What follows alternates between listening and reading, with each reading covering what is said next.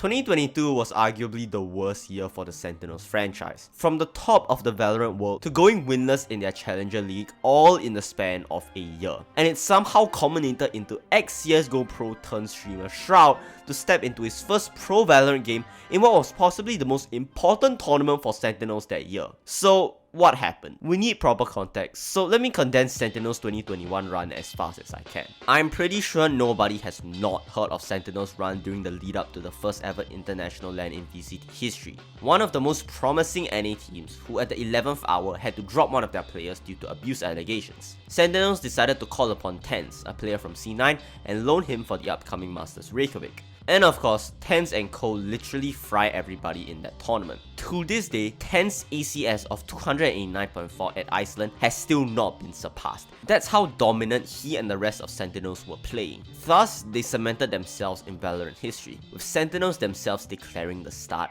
of a dynasty.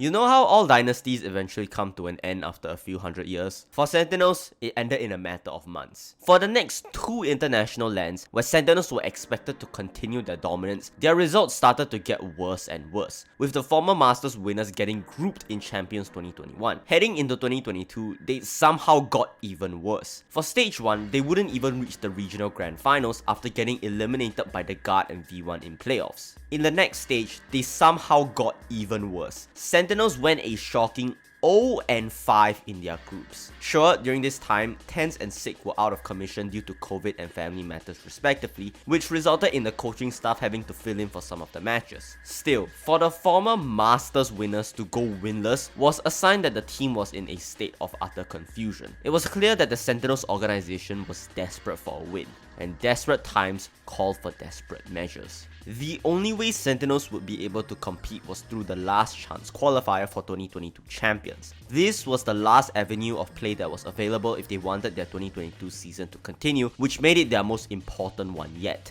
And with that, new roster changes were announced. They dropped Kanpeki and benched Sig and brought in V1 player Zelsis. Now, the Zelsis pickup was understandable since not only was Zelsis an active Valorant player who was under V1, their next pickup was the furthest thing from making sense. Shroud, one of the most famous CSGO pro turned streamer, was playing in the most important Valorant match for Sentinels. The announcement video came out of the blue, with no prior tease or anything. Both Shroud, Sentinels, and Valorant fans were blown away. This team, they can't be stopped right now. They can't be stopped. They got Shroud. They got Shroud. They have Shroud.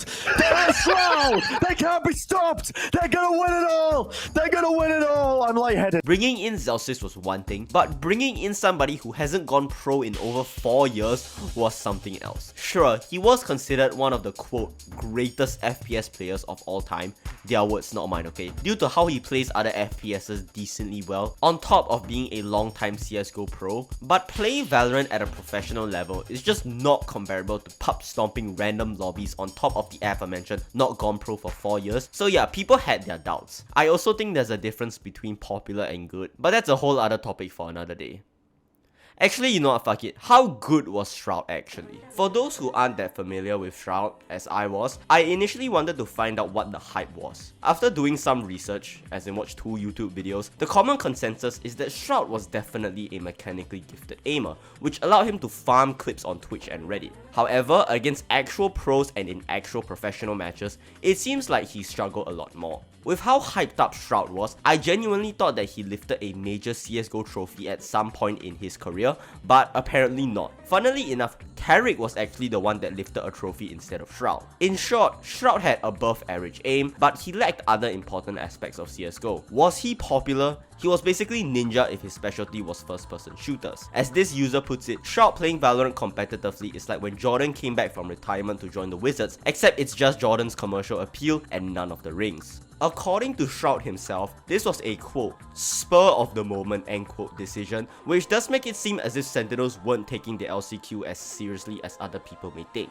Still, Shroud did attend the bootcamp with the rest of the Sentinel team to prepare for the LCQ. And while at the bootcamp, Sentinels made sure to squeeze Shroud as much as they could in their content, because if he's here, why not, right? Regardless, their first match of the LCQ was against the Guard. After a pretty rough stage 2 for the Guard, this looked to be a pretty winnable match for Sentinels. So overall, how did Shroud perform? I guess he performed okay. Based on what I and a lot of people saw about the match, he wasn't putting everybody in a bag and carrying the whole of Sentinels, but he wasn't a straight up liability either. He had his moments, but if you blur out his name, I feel like he wouldn't make too much of an impression. In the last map of Icebox though, Shroud did give rise to a strategy which a redditor would call Shroud go plant and die, because that was what Shroud did every time. He was the team's dedicated spike planter, despite playing the Asian that arguably had the best post plant in the game. That probably explains why he bottom fragged, because it looked like all he did was plant spike and just die. The team would later explain that Shroud being the one to plant was a mistake that they overlooked, but still it was funny. Despite Sentinel's best effort, they failed to beat the Guard 2-1, although at least it was a lot closer than most people expected. At least it looked like Sentinels were actually competitive after their 0-5 stage 2. Their next match was against Shopify Rebellion, and if you clicked for Shroud, this section is for you. Shroud amazingly top fragged overall for the series. He actually played pretty solid, I'm not gonna lie. He finished the map with 39 kills and 33 deaths. Sure, he didn't have the best KD, but he was the controller player, so it's to be expected. And so, Sentinels sweep Shopify Rebellion cleanly 2-0. Maybe the doubters were starting to owe Shroud with the apology form. Their next game was against rivals 100 Thieves. And if Shroud wanted to prove that he could still hang with the next generation, this was the game to prove it. On the first map, 100 Thieves led the first half at 8-4 and were one round away from winning the map. But Sentinels were able to somehow bring it to overtime and eventually win the map at 17-15. On the second map, 100 Thieves and Derry just locked in to bring the series to map 3. On Haven, 100 Thieves looked like they were going to bring it home as they stood 12-7. But after a few rounds went to Sentinels, could this be a repeat of Fracture? Does it with the Sheriff, it's all down on Zelsis in a 1v2, 1 HP. Can he do it? The spam not gonna land. A Prowler on the other side, waiting to see if someone's gonna swing him a garage, and no challenge yet. Oh! This gets the Red Bull clutch!